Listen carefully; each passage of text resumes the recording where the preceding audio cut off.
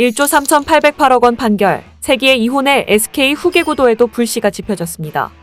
이혼 이후 노소영 관장과 김희영 TNC재단 이사장 자녀 간 경영권 분쟁이 생길 수도 있다는 관측이 제기됐는데요. 법적 상속의 경우 배우자는 1.5, 자녀는 1의 비율을 가집니다.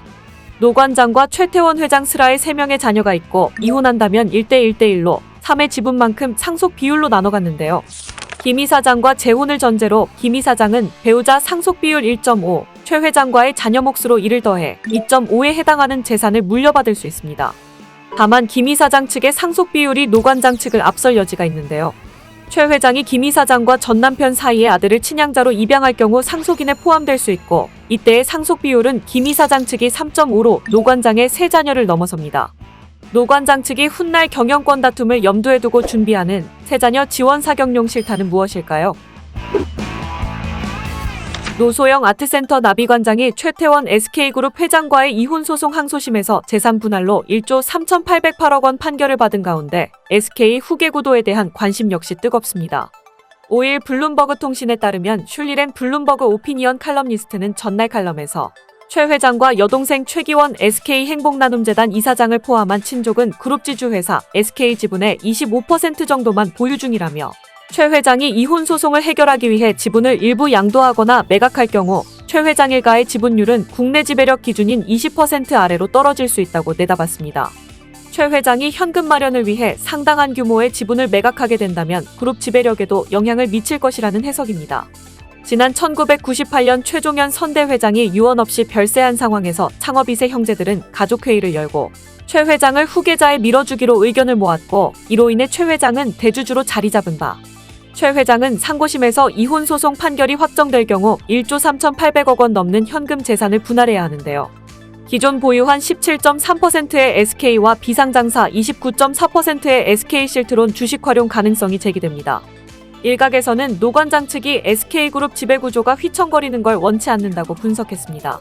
언젠가 최 회장과 자신 사이에 세 자녀들 중 하나가 SK그룹을 이어받아야 할 가업이라는 점에서인데요.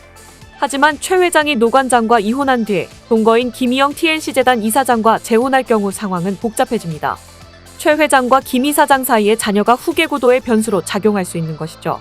이 때문에 노 관장은 최 회장으로부터 분할받은 재산으로 SK 주식을 매입해 일정 지분을 확보해놓거나 훗날 벌어질 수 있는 경영권 다툼에서 자신의 자녀들이 이를 실탄으로 활용하도록 마련할 수 있다는 전언입니다. 실제로 최근 노 관장 측 법률 대리인은 SK그룹 지배구조가 흔들리는 것은 원하지 않는다. SK의 우호 지분으로 남겠다는 입장을 전했지만 노 관장은 이는 대리인 중 한 변호사의 의견일 뿐 아직 정해진 것이 없다고 선을 그었는데요. 앞서 노 관장은 지난해 법률신문과의 인터뷰를 통해 상급심에서 저희 기여만큼 정당하게 SK 주식을 분할받으면 SK가 더 발전하고 성장하도록 적극 협조할 생각이라며 저의 아이들 셋이 다 SK에 적을 두고 있다. 당연히 SK가 더욱 좋은 회사가 되기를 누구보다도 바라는 사람이라고 밝혔죠. 최 회장은 지난해 10월 블룸버그와의 인터뷰에서 승계 관련 질문에 만약 제가 불의의 사고를 당한다면 누가 그룹 전체를 이끌 것인가? 저만의 계획이 있으나 아직은 공개할 때가 아니다라고 답했습니다. 한편 서울고법 가사이부는 30일 최 회장이 노 관장에게 위자료 20억 원, 재산 분할로 1조 3,808억 원을 지급하라고 판결했습니다. 국내 이혼소송 재산 분할 액수로는 역대 최대 규모인데요. 또한 5%의 지연이자를 지급해야 하는데 이는 연간 690억 원에 달합니다. 단순 계산하면 하루 약 1억 8천만 원씩 이자가 늘어나는 셈이죠. 이와 관련 최 회장 측은 잘못된 부분을 반드시 바로잡을 예정이라며 상고심에서 반전을 노리고 있는데요.